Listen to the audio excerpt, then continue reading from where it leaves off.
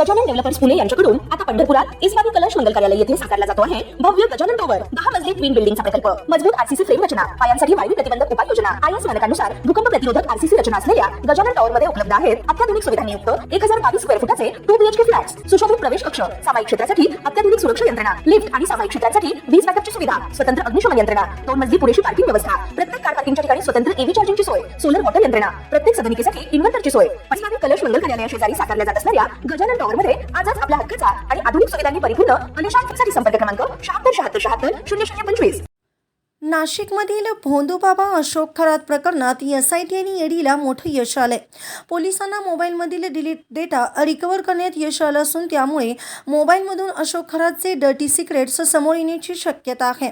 मोबाईलमधील chats, photo, video आणि number recover करण्यात आले असून यामुळे एसआयटी आणि ईडीच्या हाती मोठे पुरावे लागण्याची शक्यता आहे। खरातवर विवाहित महिलांसह युवतींना जाळ्यात अडकवल्याचा आरोप आहे। यासह आर्थिक व्यवहार आणि मनी लॉन्ड्रिंग प्रकरणातही तपास सुरू आहे। त्यामुळे मोबाईलमधून अनेक धागेदोरे समोर येण्याची शक्यता वर्तवली जाते। अशोक खरात विरोधात आरोप करणारे सुमारे 5 ते 6 फोन पोलीस हेल्पलाईनवर दररोज येत आहेत। एका वरिष्ठ अधिकाऱ्याच्या म्हणण्यानुसार 23 दिवसात हेल्पलाईनवर शेकडो फोन आले आहेत। यातील बहुतांश तक्रारी महिलांकडून आल्या आहेत। अनेक प्रकरणांमध्ये फसवणूक, विश्वासघात आणि शोषणाचे गंभीर आरोप करणारे फोन कॉल्स होते। अशोक खरात याच्यावर विविध कलमांखाली 15 गुन्हे दाखल झाले आहेत। त्यापैकी 8 गुन्हे महिलांशी लैंगिक संबंधित आहेत। हेल्पलाईनद्वारे मिळालेल्या तक्रारीच्या आधारे 40 जणांना साक्षीदार म्हणून त्यांची नोंद करण्यात आली आहे।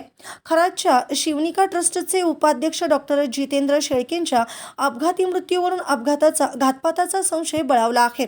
ईडी चौकशी झालेल्या शेळकेंना पुरावे नष्ट करण्यासाठी संपवण्यात आलं का आणि खरातच्या इतर ट्रस्टींवर कारवाई कधी होणार असा सवाल काँग्रेस नेते नाना पटोले यांनी केला आहे।